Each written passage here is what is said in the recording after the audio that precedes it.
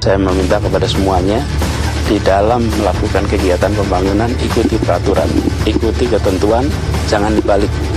Jangan membangun dahulu baru mengurus izin, tapi pastikan ada izin dulu, semuanya sesuai dengan tata kelola yang ada. Republik ini harus berwibawa di mata semua.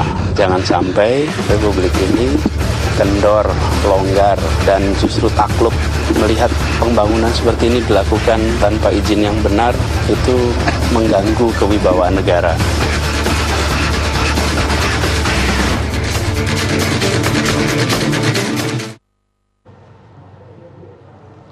Selamat malam. Kalimat terakhir dari Anies Baswedan, Gubernur DKI Jakarta, jangan sampai hal ini mengganggu kewibawaan negara. Artinya bahwa apa yang dilakukannya ketika bulan lalu menyegel Pulau D, persoalannya adalah apakah ini wibawa negara yang ingin ditinggikan atau mengganggu urusan kepastian hukum yang jadi masalah. Banyak orang tidak percaya bahwa ini sekedar untuk memastikan bahwa IMB harus jelas, negara harus kuat dan sebagainya. Jangan-jangan ini hanya sekedar untuk menjadikan bahwa ini ingin menunjukkan janji politik yang dijalankan. Nah, pada malam hari ini Dua Sisi akan mengajak Anda untuk berdiskusi. Dari sebelah kanan saya ada Pak Taufik Kurrahman, anggota fraksi Partai Demokrat DPRD DKI. Satu kata tentang apa yang dilakukan oleh Anies Baswedan ketika menutup Pulau D. Good job. Good job. Yes. Dari anggota fraksi Gerindra DPRD DKI Jakarta, Pak Syarif. Satu kata. Selamat. Selamat. Selamat. Good job, selamat. Teruskan. Teruskan. Bagaimana dengan Pak Bestari Barus, Ketua Fraksi Nasdem DPRD DKI Jakarta? Lanjutkan yang sudah dilakukan Ahok. Lanjutkan yang dilakukan oleh Ahok. Bagaimana dengan Pak Inas Nasrullah Zubir, Ketua DPP Partai Hanura? Akal-akalan. Akal-akalan. Akal-akalan oleh seorang Anies Baswedan. Anda mendengarkan, good job, lanjutkan dilakukan oleh Ahok, akal-akalan. Kita dengarkan dulu video berikut ini dan kemudian kita diskusikan dalam Dua Sisi. Ratusan bangunan di Pulau D hasil reklamasi Teluk Jakarta Kamis pekan lalu disegel pemerintah Provinsi DKI Jakarta. Alasannya, ratusan bangunan ini ternyata belum mengantongi izin mendirikan bangunan. Penyegelan yang dipimpin langsung oleh Gubernur DKI Jakarta Anies Baswedan ini pun terpaksa dilakukan guna menghentikan proses pembangunan hingga sang pengembang memenuhi aturan. Tak hanya menyegel Pulau D, Anies Baswedan juga menghentikan kegiatan yang ada di Pulau C dan Pulau D. Saya meminta kepada semuanya di dalam melakukan kegiatan pembangunan ikuti peraturan, ikuti ketentuan, jangan dibalik. Jangan membangun dahulu baru mengurus izin, tapi pastikan ada izin dulu, semuanya sesuai dengan tata kelola yang ada. Saya karena kenapa saya datang ke sini, karena saya ingin lihat langsung. Selama ini hanya lihat dari gambar, lihat dari udara, tapi tidak pernah melihat langsung sebuah lahan yang luasnya lebih dari 320 hektar di pesisir Jakarta, dan itu sebabnya saya mau lihat sendiri, secara langsung di sini. Kalau penyegelannya bisa dikerjakan oleh siapa saja. Republik ini harus berwibawa di mata semua. Jangan sampai Republik ini kendor, longgar, dan justru takluk melihat pembangunan seperti ini dilakukan tanpa izin yang benar, itu mengganggu kewibawaan negara. Kebijakan Gubernur DKI Jakarta ini pun menuai beragam reaksi. Pasalnya, Pemprov DKI Jakarta sudah pernah melakukan penyegelan Pulau D saat Gubernur DKI Jakarta dijabat Basuki Cahayapurnama. Lantas, akankah Gubernur DKI Jakarta Anies Baswedan membuktikan janji kampanyenya untuk menghentikan proyek reklamasi Teluk Jakarta? Pak Bestari Barus, ternyata zaman Pak Ahok juga sudah pernah disegel ini. Ya. Jadi setuju dong, sepakat dong Pak Anies sama Pak Ahok. Begini, pertama bahwa kita apresiasi lah yang namanya Pak Gubernur ini kemudian secara terang-terangan di mata publik itu seperti menjemput bola datang ke tempat di mana ada satu pelanggaran. Ya kita setuju saja, sesuatu yang melanggar itu harus ditutup. Ya. Pulau D melanggar ya? Pulau D tidak melanggar. Pulau D tidak melanggar. Yang melanggar itu bangunan aja, ada bangunan di situ yang melanggar. Tapi ini kan dampak daripada bahwa ada hal-hal yang dahulu sudah dilakukan, gitu loh.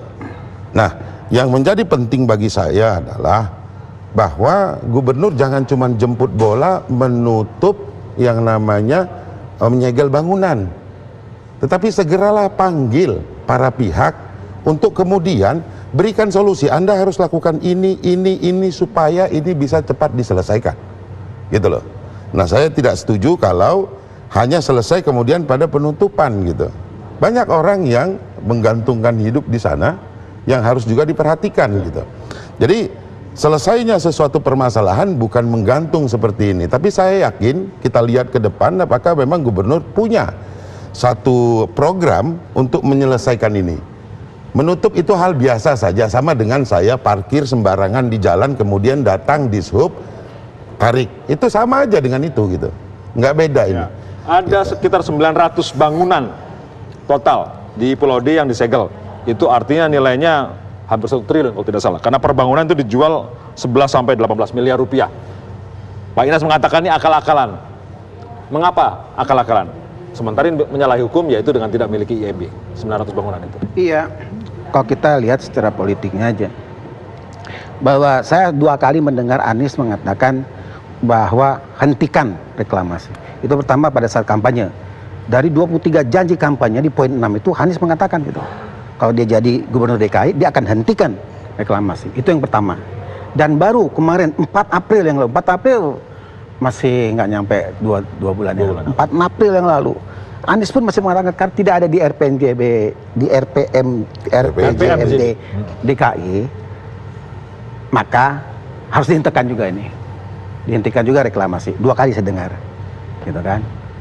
Tetapi tahu dia segel. Untuk apa disegel sih? Pemahaman kita kalau disegel nanti suatu saat bisa dibuka itu segel. Artinya akan jalan lagi. Betul. Jayu Hari sudah ngomong di Facebook, saya katakan ini akal-akalannya segel. Nanti juga dilanjut, nggak berapa hari kan keluar Pergub 58 2018. Di situ jelas sudah ada namanya koordinasi pengelolaan reklamasi. Artinya akan dikelola ini. Jadi menurut Anda akal-akalan sama dengan pencitraan tadi itu? Iya. Pencitraan. Tujuannya Tujuannya bukan apa lebih dari segar pencitraan. Ini udah ngakalin rakyat gitu loh. Apa tujuannya menurut Anda? Saya kira tujuannya ya sudah jelas lah. Kok siapa ada hengki-pengki nih buntutnya? Antara siapa dan siapa? Antara Aniesnya dengan pengusaha nanti ada hengki-pengki. Saya lihat itu. Oh, kan ada tujuan di 2019. Oh, langsung lari ke situ. Mari kita dengarkan. To the point aja. To the point. Dari Pak Taufikur Rahman. Ya. Silakan. Pak Taufikur dulu. Saya ingin ke sana dulu karena maaf tadi saya salah sebut Anda sebagai anggota padahal Anda adalah ketua fraksi. Terima kasih. Nah, saya ralat. Anda mengatakan harus diteruskan karena ini good job gitu ya. Padahal ini akal-akalan. Apa komentar Anda? Yang pertama, ini sudah tepat ya. Ini sudah tepat karena kalau kita bicara hukum, memang bangunan yang ada di atas pulau itu nggak ada izinnya semua. Ya, Pak Bestari baru sudah mengatakan itu. Iya kan? Dan kalau itu dulu dilakukan zaman Ahok, sebenarnya justru yang dilakukan zaman Ahok itu yang merupakan pengelabuan publik. Karena seingat saya pada saat zaman Pak Ahok itu ada 200-an bangunan yang disegel, tapi hari ini ada 900-an. Artinya terus bertambah terus walaupun bertambah. Sudah disegel dia masih tambah. Iya. Nah, kita berharap yang kali ini benar-benar serius nyegelnya. Stop dulu semua proses di sana. Kemudian baru kita bicara regulasi yang terkait hal itu, gitu loh. Karena betul memang pada saat kampanye Anies Sandi bilang akan stop reklamasi, dan buktinya kan sekarang memang di stop, reklamasi tidak berlanjut. Nah, tapi terkait pulau yang ada sudah sekarang, bangunan yang sudah ada sekarang, itulah makanya kemudian diterbitkan Badan Koordinasi Reklamasi. Badan Koordinasi Reklamasi tadi untuk mengatur pengelolaan reklamasi tadi untuk mengatur. Tinggal nanti kita lihat aja, benar nggak nanti badan pengelola ini kerjanya mengatur reklamasi ini benar-benar punya keberpihakan untuk masyarakat. Kalau bayangan saya sih harusnya di sana lebih banyak untuk pemukiman rakyat miskin, di sana harus lebih banyak ruang terbuka hijau, di sana mesti banyak revitalisasi laut itu sendiri. Karena kalau kita lihat tarik ke belakang lagi di Kepres yang pertama kali dikeluarkan oleh zaman Soeharto, itu judulnya adalah untuk revitalisasi dan rehabilitasi. Nah, kalau sekarang kan rekonstruksi untuk kepentingan siapa? Untuk kepentingan pengembang. Nah, itu yang kita tidak mau ke depan. Oke.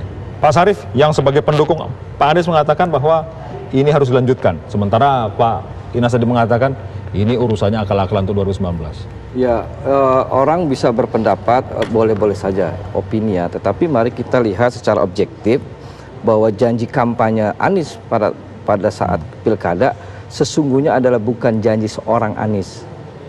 Catat itu, bukan seorang Anies dan Sandi, tapi adalah janji yang dimintakan banyak pihak. Catat itu. Kelompok nelayan dan lain. Tidak ada kepentingan untuk pemenangan. Itu ada tekanan dari kelompok nelayan supaya membuat komitmen lalu menjadi janji politik. Satu ya.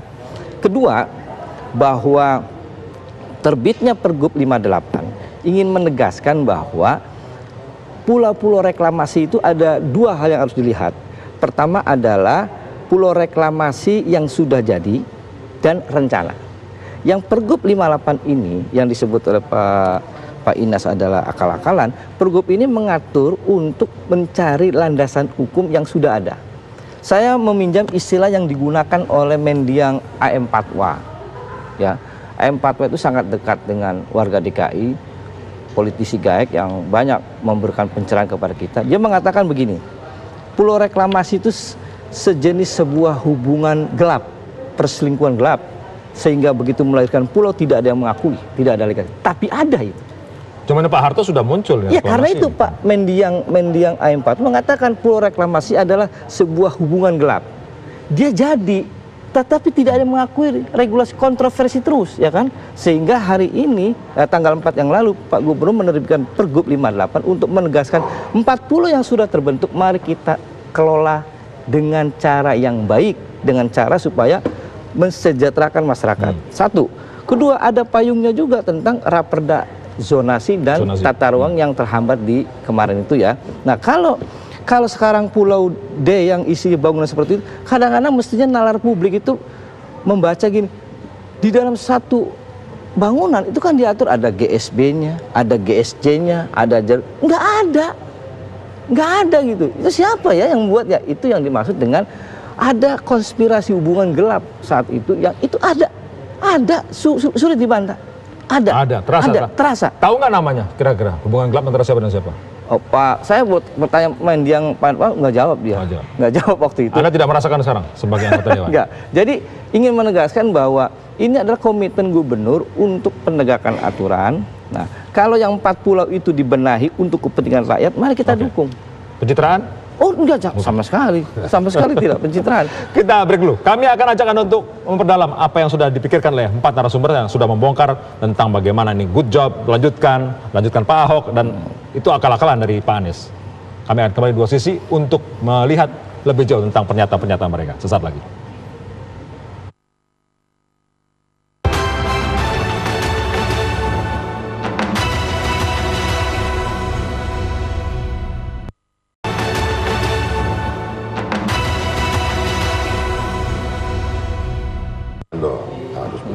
Perbincangan di saat commercial break tadi menurut saya banyak ilmunya yang saya terima. Tapi saya ingin membagikan pada Anda bahwa ketika pulau ini jadi, persoalannya adalah siapa yang punya. Ada pihak-pihak yang membangun, dan yang membangun itu ketika menguruk itu butuh tidak sekedar Rp10, Rp20, bisa triliunan rupiah. Sekarang bagaimana pemerintah harus bertanggung jawab karena urusan uang yang sudah tertanam, ada kepastian untuk berbisnis, dan ada orang yang sudah membeli harus mendapat jaminan itu. Pak Bestari Barus, ini kan sudah silang sengkarut nih. Menarik garis yang benar itu bagaimana ceritanya menurut Anda? Kembali kepada peraturan perundang-undangan yang ada, saya kira tujuan daripada pembangunan adalah tadi sudah disebutkan untuk kesejahteraan, kemaslahatan masyarakat. Masyarakat ini jangan dibatasi hanya pada tingkatan, oh dia nelayan maka dia masyarakat. Oh dia buruh dia masyarakat. Kalau pengusaha masa bukan masyarakat sih? Orang yang membeli juga masyarakat. Semua juga masyarakat. Jadi masyarakat itu adalah semua komponen yang ada yang bersinggungan dengan kepentingan di DKI, dan dia adalah orang DKI. Itu masyarakat. Harus diperhatikan oleh gubernur. Semua. Nah, gubernur kan sudah mengatakan pada waktu terpilih, saya bukan gubernur satu kelompok. Ini sudah benar. Gitu loh. Kalau tadi dikatakan ada nelayan begini begitu, oke. Bagaimana dengan 12 juta masyarakat Jakarta yang membutuhkan akses gratis ke pantai laut Jakarta? Siapa yang memperhatikan ini? yang sekarang ini harus bayar masuk. Instead of para nelayan, saudara kita yang sudah menikmati bertahun-tahun di sana, nggak juga bayar pajak. Ya kan? Gratis juga. Nah, ini supaya berkeadilan, saya kira kembalikan. Apa yang sudah dibuat Pergub nomor 58 mencantumkan salah satunya yang saya dengar yang saya lihat, saya baca adalah bagaimana mengkoordinasikan seluruh kepentingan yang ada termasuk perusahaan mitra. Artinya badan koordinasi ini yang diketuai oleh Sekda wajib segera mengundang para mitra tadi. Mitra ini adalah para pengembang itu? Para pengembang, para orang-orang yang sudah mulai terlibat di dalam sana untuk duduk, ini yang harus kalian selesaikan supaya sengkarut ini selesai. Duduk hukumnya oke, terwakili seluruh kepentingan masyarakat iya, barulah semuanya menjadi lebih baik. Tapi jangan cuma didengar satu kelompok. Gubernur saya kira sudah sangat bagus pada hari ini menyatakan bahwa akan melalui Pergub nomor 58 tanggal 4 Juni kemarin, ini sudah sepertinya sudah mengakomodir seluruh kepentingan terkait dengan pelaksanaan reklamasi dan pemanfaatan dari reklamasi ini gitu. Tentu yang menjadi pesan kami adalah segeralah selesaikan. Sudah berapa bulan ya ditarik Pak Sarip, 8 bulan ya, diminta untuk direvisi oleh Pak Gubernur terkait 2 raperda zoning ya, raperda zonasi wilayah pesisir dan pulau-pulau kecil yang memetakan ini wilayah pesisir dan pulau-pulau kecil kita dibagi 4 wilayah besar, apa-apa saja di mana saja. Ini belum ada sampai hari ini. Kemudian baru kemudian satu perda lagi ada perda tentang tata ruang pantai utara Jakarta. Apa yang boleh dimanfaatkan pada saat katakanlah reklamasi ini sudah selesai? Zoningnya apa? Dalam satu pulau reklamasi kemudian boleh bangun apa? Ini juga belum ada. Lantas yang dikatakan bahwa ini melanggar ini orang belum ada apa-apa di atasnya peraturannya. Apa alas dasar hukumnya untuk mengatakan itu sebagai pelanggaran? Itu dia. Silakan. Jadi begini. Dalam Pergub 58 dengan tegas statement juga Pak Anies bahwa kita menghentikan rencana reklamasi yang 13 pulau itu. Catat itu, yang 4 yang sudah ada akan didorong dalam bentuk BKP ini. Usulan Pak Bestari akan diundang stakeholder, iya. Saya sudah berundang dengan Pak Gubernur, memang akan diundang. Sambil lalu juga didialogkan dengan raperda yang mangkrak ini. Jadi saya katakan, apa yang melanggar? Pak Bestari, bagaimana tidak melanggar? Di dalam tata ruangnya belum ada kok. GSJ-nya mana, GSB-nya mana? Dia buat sendiri kan? Yang dia itu siapa? Yang 939 bangunan itu, mana GSB-nya, mana GSJ-nya? Ya, pengembangnya nggak belum beresin itu. Kalau kita tarik ke sana, Pak Sarip, kalau kita tarik ke sana juga kita nggak tahu nih siapa yang punya. Rencana tata ruangnya belum ada, itu yang disebut dengan melanggar, gitu loh. 9 bulan ditunda oleh Pak Gubernur ini. Itu yang disebut melanggar. Pulaunya ilegal juga. Nah, kalau pulau saya lebih condong. Tidak ilegal, ada perpresnya soalnya. Lebih cenderung mengatakan pendapat Mendiang AM Patwa. Ini barang ini sulit mengakui bersama gitu, tapi ada gitu loh. Dan membawa manfaat banyak ada, tetapi sulit diakui gitu. Masalah pengakuan aja sebetulnya. Sebetulnya coba ini beliau bilang ini kalau pulaunya ilegal. Ini bilang enggak ini? Kalau kaitannya tadi dengan investasi pengembang ya, yang sudah triliunan rupiah itu pasti itu. Ya, itu kan bagian dari resiko bisnis. Kan biasa kalau bisnis untung rugi kan? Sesederhana itu? Iya. Kalau duitnya cuma 10.000, 20.000? Ya artinya pengembang terlalu berani. Belum ada aturan yang jelas, belum ada pasti kan ada MOU, situ ada ISO. Kejelasan dari awal kok tiba-tiba berani bangun gitu. Kalau saya sih malah mendukung jangan cuma disegel tapi bongkar aja sekalian tuh bangunan yang ada di situ. Oke, silakan Pak Inas. Jadi ya menarik tadi karena kalau kita lihat di janjinya Anies juga di tanggal 4 April yang lalu dikatakan bahwa harusnya reklamasi itu kepentingan rakyat banyak, bukan hanya pengusaha. Ini jelas, statement ini jelas. Artinya apa? Yang sudah ada, kalau menurut saya yang sudah ada ini bangunan yang 932 bangunan yang ada, udah kalau memang untuk kepentingan rakyat banyak, jadiin aja itu sekolahan. Bukan.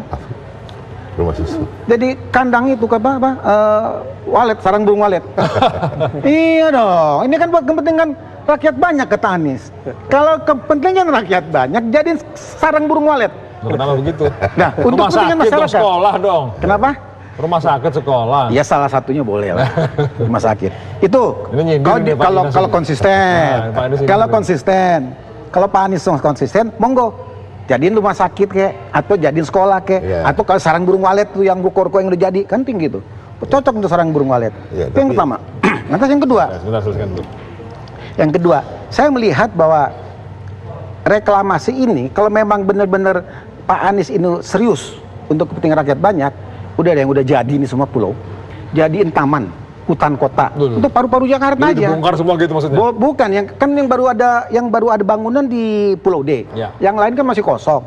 Yang kosong ini tanamin aja, tanaman hutan, tempat rekreasi masyarakat Jakarta atau masyarakat Indonesia, dan juga paru-paru kota. Itu loh. Kalau memang serius untuk kepentingan rakyat banyak harusnya lakukan itu. Jangan nanti sama kata Pak siapa? Pak Sarif. Pak Sarif nanti hubungan gelap lagi. Kan ini kelihatannya hubungan gelap mau diresmiin nih. Oh, jauh. Enggak, gitu. Hubungan gelap mau diresmiin. Nggak Jangan begitu. sampai dong. Hubungan gelap diresmiin oke aja sih. Tapi anaknya tetap anak gelap kan, gitu loh. Tapi saya kira begini Pak Sarif ya.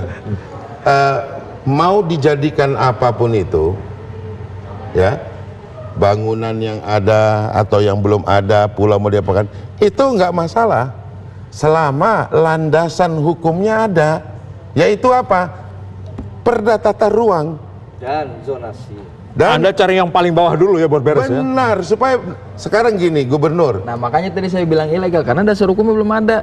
Coba cek di Perpres tahun 2012 bahwa untuk ngebangun, untuk melakukan Begini dulu, reklamasi Pak. harus ada yang namanya Saya perda yang tadi iya, Bapak sebutkan. Tapi buka lagi, itu ada buffernya. Pada saat kenapa itu harus begitu? Ketika yang namanya Undang-Undang Nomor 26 kemudian direvisi menjadi Undang 27, kemudian direvisi Undang-Undang 1 Nomor tahun 2014, itu baru mencantumkan ketika Anda ingin melakukan reklamasi dan membangun, maka terlebih dahulu selesaikan yang namanya Perda Tata Ruang dan Perda Zonasi Wilayah Pesisir. Yang sebelum itu memakai Pergub nomor 8 Pak, tahun 1995, terjemahan atau terjemahan daripada PP 52 tahun 95. Kan ini yang dirunut dulu gitu. Ya Pak Anies lihat itu dulu dah, beresin dulu di situ. Ya saya kira memang setelah Perda ini, setelah Undang-Undang Nomor 1 tahun 2014 disyaratkan tidak bisa bangun kecuali ente sudah selesaikan dulu yang namanya peraturan Perda Zonasi Pesisir dan Pulau-Pulau Kecil serta Perda tentang Tata Ruang Pantai Utara Jakarta. Kan ini nih, gitu loh. Nah sekarang ini Pergub. Kita kepingin ini Pak Sarif kan ini dari partai pemenang nih, ya toh, dekat sekali dengan Pak Gubernur dan Pak Wakil Bisa Gubernur. ngomong langsung gitu ya. Segera selesaikan, ini sudah 8 bulan beliau kutak-katik itu, kan banyak sekali yang namanya TGUPP dan TWUPP itu, ada 70-an orang, suruh kerja cepat supaya ini selesai gitu. Pak Sarif akan jawab ini, biar cepat nih gimana, sesaat lagi setelah pariwara berikut ini.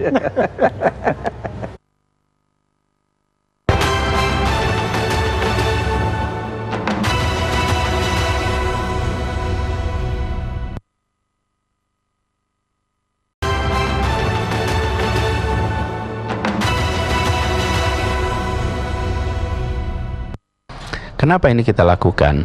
Yang membedakan adalah dulu-dulu pernah dipasang segel, tetapi segel itu pun sudah tidak ada sekarang.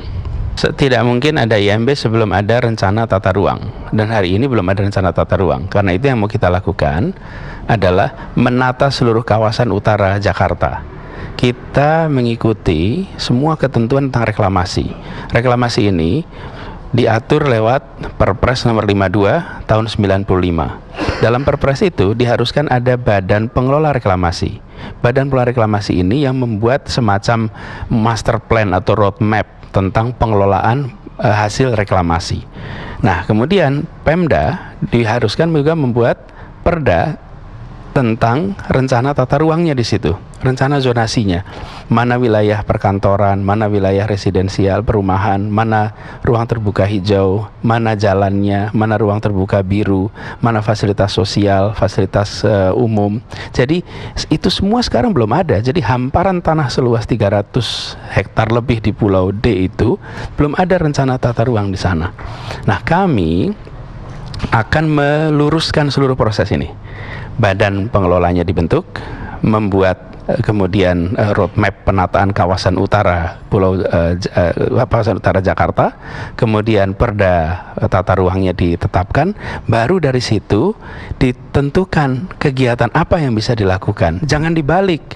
Kalau yang sekarang terjadi adalah lahan kosong sudah dibangun, banyak bangunan. Kalau saya tanya misalnya, kenapa bentuk jalannya seperti sekarang? Mendasarkan pada apa? Tidak ada jawabnya. Ya mendasarkan pada perancangnya saja. Mengikuti aturan kota, belum ada aturannya. Mengikuti rencana tata kota, belum ada. Di tempat ini, rencana tata kota belum ada, tapi justru sudah dilakukan pembangunan. Di situ kemudian kita tegaskan, hal seperti ini tidak bisa ditoleransi lagi. Di akhir segmen sebelumnya, Pak Bestari bilang, Pak Sarif, mana itu tim yang besar itu bisa beresin raperda, zonasi dan sebagainya sebagai dasar hukum yang kuat? Ditanya Pak Sarif. Ya, ini kan persoalan reklamasi harus disadari bahwa ini persoalan sangat kompleks ya, sangat-sangat kompleks, maka diperlukan pendekatan yang sangat juga kompleks. Nah, resource ya, sumber daya yang ada di Pak Gubernur itu dari kepala dinas dan kepala SKPD sampai hari ini saja belum selesai untuk ditata ulang, direform. Beban tambah baru lagi keinginan Pak Bestari, bagaimana reklamasi ini diselesaikan dengan bentuk percepatan, misalnya Pak Bestari ya. Tanggal 4 Juni yang lalu kan sudah terbentuk BKP, ya kan. Saya belum tahu juga resource-nya di dalamnya itu selain ketua harian itu Pak Sekda, tentunya kan stakeholder harus masuk dalam, pakar-pakar kan. Ditambah dengan TGUPP. Saya menyambut positif desakan Pak Bestari. Memang sudah menjadi planning Pak Gubernur, tahun ini harus kelar raperda itu. Kita sisa waktu di balik itu ya, di program legislasi itu Juli, Agustus, September, Oktober, November. Nanti akan dua lagi dapat raperda tentang APBD perubahan dan APBD penetapan. Mungkin ya kita berharap sih selama 4 bulan kelar. Karena sebetulnya pembahasan raperda kemarin itu diskusi yang paling tajam itu seputar tentang kewajiban kontribusi. Kontribusi dari developer. Developer itu saja sebetulnya. Naga-naga itu. Iya, sebetulnya itu. Nah, kalau misalnya kemudian itu akan ditarik tentang revitalisasi, termasuk kita pernah berdebat dengan di balik itu soal kanal misalnya. Pak Bes ya, kanal itu sebetulnya belum selesai, kedalaman loh Pak. Ada yang bilang 6, ada yang 14, itu masih belum kelar waktu itu. Sehingga percepatan itu kemudian Pak Gubernur juga selalu menggunakan yang namanya diskresi. Ini yang akan dirubah dengan pola pendekatan BKP ini. Saya itu berpikir di kepala, ini jangan-jangan sepertinya Pak Gubernur ini ingin bertarung melawan para developer yang naga-naga besar itu yang sebelumnya berada di pihak gubernur sebelumnya. Betul nggak sih? Ini apa lagi? Betul nggak sih? Saya berpikir seperti itu. Pokoknya sana beda sama ini. Gitu. Ini pikiran. Lihatnya siapapun gubernurnya, tindakan yang harus dilakukan oleh Gubernur Anies ini ya sama. Siapapun gubernur ya, gubernur yang baru sekarang ini harus begitu. Gitu. Artinya harus konsisten dengan hukum ya. Kalau kita bicara aturan hukum bahwa bangunannya ilegal harus disegel gitu loh. Itu artinya, tadi menarik sebenarnya Mas Indi ngomong memindahkan daya tarik gitu loh. Yang lalu itu para naga kan cuma tertariknya Ahok. Waduh, kayaknya cuma hormatnya ke sana. Cuma sekarang gubernur yang saya bilang, ini ada gua nih di sini loh, hormat lu, balik badan dong ke gua gitu loh. Jadi makanya muncullah pergub yang tadi. Sebetulnya bukan ke Ahok lah, tapi ke gubernur. Kalau Ahok itu nggak gubernur, nggak juga ada yang datang ke dia kan begitu nih. Sama dengan Pak Anies sekarang. Itu jadi bohirnya ya kan? Gitu. Nggak mungkin lah Pak Anies cuman datang bawa-bawanya Ahok tuh masih nempel di sana gitu kan. Masih nempel, Pak Anies bilang, ini ada gua di sini dong, balik badan gua dong. Nah, gitu. Saya udah baca pergub yang baru itu tentang Badan Koordinasi Pengelolaan Reklamasi. Cuma saya ngelihat kok sepertinya kurang ya keterlibatan masyarakat. Nah, kita berharap masyarakat yang mana nih? Ntar pertanyaan seperti begini. Enggak, maksudnya masyarakat yang terkena dampak langsung ya dari adanya pembangunan itu. Iya, artinya stakeholder lah. Kalau tadi Pak Syarif bilang pakar-pakar itu kan bagian dari masyarakat Nggak juga ada pakar. gitu. Di dalam komponen itu tidak ada pakar. Maksud saya Ya. kalau kita bicara konsep partisipatori ya, bahwa kan filosofinya kan bahwa separuh keberhasilan pembangunan itu ketika perencanaannya matang. Nah, dari mulai perencanaannya harusnya masyarakat juga ikut terlibat gitu, sehingga tidak hanya datang dari atas gitu loh, kira-kira begitu. Mungkin saya bisa sampaikan bahwa ada 18 SKPD yang menjadi anggota dari organisasi BKP, ketuanya Sekda. Wakilnya adalah asisten pembangunan. Nah, setelah mereka ini terbentuk dan di-SK-kan oleh gubernur, mereka boleh mengundang para pihak. Para pihak itu bisa saja adalah para masyarakat, kemudian juga ahli tata ruang, ahli penataan kota. Kemudian masyarakat nelayan, masyarakat Jakarta yang mewakili 12 juta yang butuh pantai gratis, ya, anggota dewan, boleh saja siapa saja gitu. Itu kewenangan dari BKP untuk mengkoordinasikan kepentingan-kepentingan ini semuanya. Barulah nanti hasil itu dilaporkan kepada gubernur. Ini loh yang menjadi masukan dari seluruh stakeholder dalam nanti menyelesaikan yang namanya Raperda Pantura dan Raperda Zonasi Wilayah Pesisir dan Pulau-Pulau Kecil. Sebetulnya proses ini sudah pernah berjalan pada zaman itu. Zaman itu kapan tuh? Iya, zaman kita membahas kan, kemudian belum sempat terselesaikan, kemudian karena Pak Anies pingin sesuatu yang baru. Pada saat kita ngebahas itu juga kan pulau udah dibangun. Ya, memang artinya ada pelanggaran. Emang dari awal udah salah. Kan memang gitu udah disegel juga, walaupun udah dibangun. Sekarang tapi disegel juga. Kalau kita tarik lebih dalam ya, kita tarik lebih jauh. Pertanyaannya, kenapa sih kita harus dukung reklamasi? Emang Jakarta butuh reklamasi? Ya kan pertanyaan jawabannya juga begini nanti Pak Taufik. Kenapa sih kita mesti anti reklamasi? Sama juga kan. Kenapa kita mesti dukung reklamasi? Itu sama gitu dia. Kenapa kita harus anti reklamasi?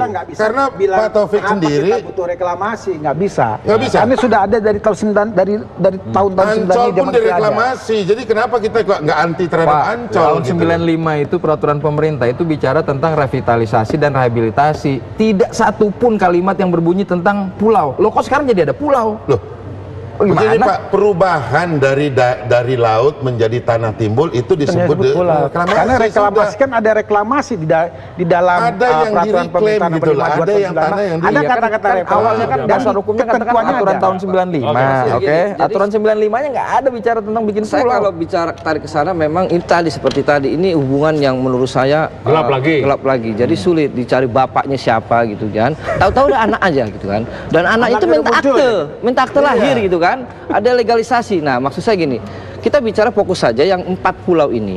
4 pulau yang akan dikelola, ditata ulang dalam bentuk koordinasi BKP tadi.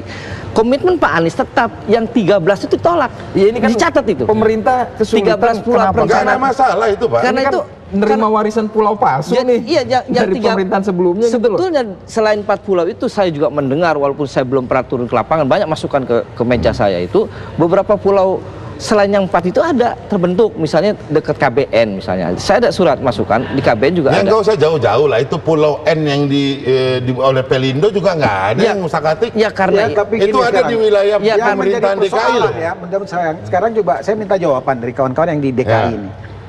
Ini pulau ini punya siapa sekarang? Satu. Tuh. Nggak dijawab. Coba jawab sekarang apa nanti? Coba jawab sekarang. Pulau ini punya siapa? Punya Pemda, punya pemerintah Indonesia kah? Atau punya pengembang? Mungkin saya bisa jawab kali ya. Pulau ini ya, itu HPL-nya dipastikan sesuai dengan undang-undang yang ada adalah milik pemerintah daerah. HPL ada hak pengelolaan lahan. Iya. Hak pengelolaan Siapapun yang melakukan reklamasi itu sesuai perundang-undangan yang ada, begitu dia selesai, tanah diukur dan diserahkan kepada Pemda DKI sebagai pemilik. Nah, jadi Yang boleh itu dikembalikan kepada pengembang hanya HGB. Oke, jadi dengan masa perpanjangan 1 kali 30 pulau tahun. ini hak pengelolaannya punya Pemda DKI. Iya. Nah, harusnya kan dari awal ini kan sudah harusnya diatur oleh Pemda DKI, gitu Betul. kan. Tetapi kok bisa kecolongan? Pengembang bisa membangun, tidak hanya di era Ahok, di era Anies juga terjadi. Pengembang itu tetap membangun tapi didiamkan. Nah, Kok itu bisa? silakan Pak Sarip yang jawab itu. Enggak. Justru Oke, justru pada gini. era Ahok katanya, saya baca di media nih, di era Ahok yang disegel oleh 200. Sekarang jadi 932. Berarti tambah selama periode Anies ini ada penambahan 700 Enggak bangunan. begitu, bukan di periode. bacanya enggak begitu. Gimana? Enggak begitu Pak Inas. Gimana? Bacanya enggak begitu. Ya udah, Pak Inas. kita beri dulu jawabannya saat lagi. Kami akan kembali. Jawabannya kenapa kok bisa nambah sesaat lagi.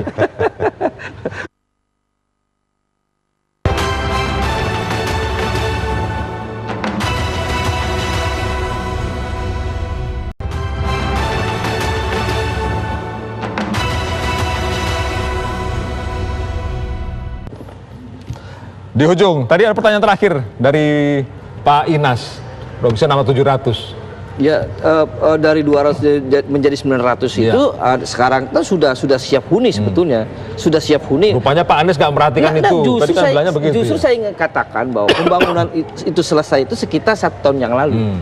1 tahun yang lalu. Jadi bukan dan zamannya Pak sesungguhnya yang disegel itu pernah 2 tahun yang lalu disegel oleh Pak Ahok. Dan ada catatan kalau jejak digital kita kelihatan bahwa Pak Ahok ketika menyegel itu sasarannya berbeda. Coba buka lagi di pemberitaan yang lalu. Pak Ahok menyegel dalam konteks ingin mencari denda. Oke. Cari Urus duit. enggak denda, jangan duit. Urus IMB-nya lalu ada denda. Setelah itu baru beres, boleh bangun. Tapi karena tidak ada raperda itu, kemudian tidak bisa tarik denda juga. Oke. Tidak bisa ditarik denda juga. Oke. Apa Kan apa Pak dasarnya? Ahok lagi cuti. Enggak, waktu 2 tahun yang lalu. 2 tahun yang lalu. Oh, 2 tahun. 2 tahun yang lalu. Oke. 2,5 tahun yang lalu Pak Ahok juga menutup menyegel itu dengan alasan tidak ada IMB, kemudian dalam rangka menarik denda. Oke. Oke ya. Nah, pertambahan dari 200 menjadi 900 adalah bukan tahun ini, bukan zaman Anies, sebenarnya tahun yang lalu. Oke. Sekarang di ujung. Menurut Anda sebaiknya bagaimana? Ya, sorry, tambahan. Jangan-jangan BKP ini sebetulnya bentuk nanti Pak Anies juga akan terusin reklamasi sebetulnya. Tidak. Saya garansi tidak. Oke, Saya yakin? garansi tidak. 13 pulau tidak akan diteruskan. Kalaupun ada pembangunan dalam tanda kutip adalah pembangunan yang dan harus sama-sama kita awasi. Jadi menurut Anda Pak Anies sudah benar? Rakyat bersama-sama dengan pemerintah harus mengawasi bareng-bareng. Oke. Pak Besari, komentar terakhir. Saya kira apa yang dilakukan Pak Anies sudah baik. Dalam rangka meneruskan reklamasi ini butuh aturan-aturan yang memang harus dipatuhi dan untuk kejelasan bagi seluruh masyarakat Jakarta. Oke. Pak Taufik Rahman, komentar terakhir. Pertama saya mau menambahi sedikit, bisa saja dari 200 menjadi 900 ini terjadi juga di zaman sejak Anies menjabat. Bisa saja ya, kan kita nggak ada yang tahu kan. 6 bulan. Mungkin saja dari pihak Pemda, anak buahnya Pak Anies ini ada pembiaran. Nah kan ketahuan nama Pak Anies, makanya Pak Anies ngambil langkah tegas, segel langsung. Makanya good job menurut Anda itu ya. Terus yang terakhir, saya berharap bahwa badan yang baru dibentuk ini benar-benar bisa berpihak untuk rakyat. Jadikan saja wilayah pulau tersebut wilayah konservasi sesuai dengan zonasi yang ada di Kementerian KKP. Pembangunan baru walet nanti itu. Ya, pokoknya jadikan wilayah konservasi, jadikan ruang terbuka hijau. Saya Developer kehilangan duit dong kalau gitu. Kan tadi saya bilang ini urusan bisnis. Oke. Developer untung rugi biasa. Walaupun triliunan. So what? So what? Terakhir Pak Inas, pencitraan. Silakan. Apakah Pulau D nanti, rumah-rumah yang ada di Pulau D, bangunan-bangunan Pulau D, seperti yang diharapkan oleh kawan-kawan di tempat konservasi atau sarang burung walet? Saya yakin tidak. Akan kembali kepada pengembang untuk dijadikan keuntungan untuk pengembang. Dan jangan salah, di situ ada kepentingan buat 2019. Yang untung siapa itu nanti? 2019 itu. Ya, yang untuk yang memberi kesempatan pada pengembang untuk memanfaatkan itu untuk mencari keuntungan. Saya nggak ikut-ikutan. Terima kasihlah bersama kami. Itulah urusan reklamasi. Jangan-jangan ada yang diuntungkan dan itu apakah gubernur atau bukan kita lihat nanti pada 2019 itu. Terima kasih tetap bersama kami di Dua Sisi. Bapak-bapak, terima kasih. Sampai jumpa pada kesempatan berikutnya. Selamat malam.